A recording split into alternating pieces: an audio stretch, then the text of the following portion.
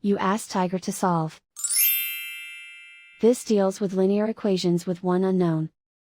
The final result is m equals -10. Let's solve it step by step. Swap sides. Isolate the m.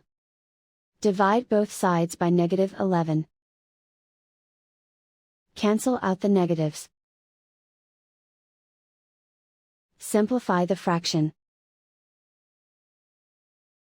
Move the negative sign from the denominator to the numerator. Find the greatest common factor of the numerator and denominator. Factor out and cancel the greatest common factor. And so the final result is m equals -10.